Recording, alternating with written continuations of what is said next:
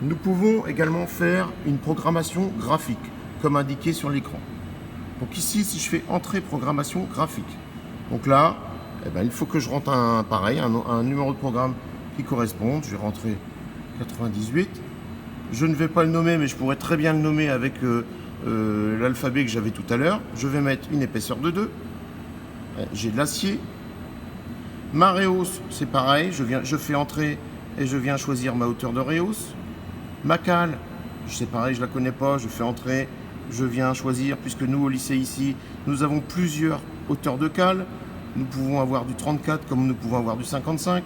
Attention, donc là, ici, je choisis du 55.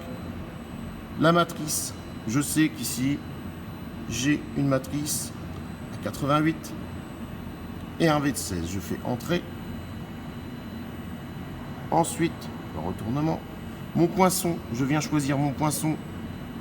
Ici, c'est un poinçon d'angle à 60 degrés.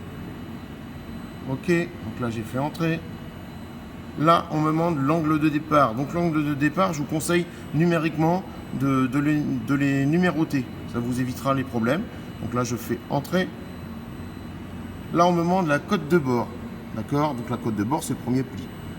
20 mm, entrée. Voilà, je remonte. Avec un angle à 90. Entrée. La largeur de pli, n'oubliez pas que la largeur de pli, ne confondez pas avec la longueur développée, comme vous avez l'habitude de faire. Et là, vous voyez, c'est pareil, en frappe ou en l'air. Donc en frappe, je suis à 1 et en l'air, je suis à 0. Le décalage pièce, et là, j'ai fait ma première longueur. D'accord? Ensuite, je veux faire la deuxième longueur, je viens appuyer sur la flèche ici. Vous voyez, ça a fait aussitôt une deuxième colonne.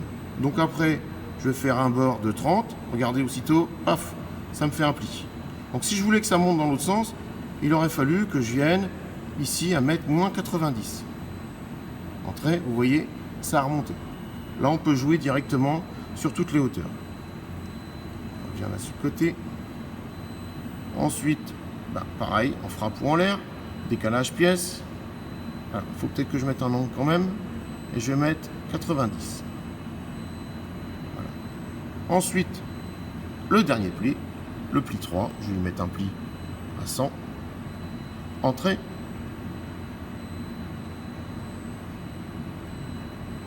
Donc là, j'ai fini. Une fois que j'ai fini, j'appuie sur la molette qui est là. Vous vous rappelez de cette molette là.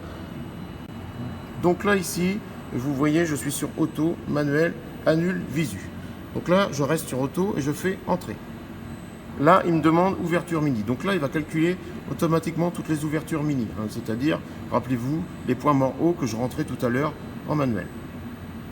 Donc là, vous voyez, il y a le dessin qui s'est affiché de tous les pliages. Donc, comme vous pouvez le voir, l'avantage, c'est qu'ici, j'ai ma longueur développée. Donc, voilà, ça peut être intéressant. Et ici, vous voyez, j'ai tous mes plis qui apparaissent là. Donc quand je viens me mettre en visu, entrée, là je peux faire défiler tous mes plis. Je vois que mes outils reculent ou avancent. J'ai terminé ma programmation, je fais fin.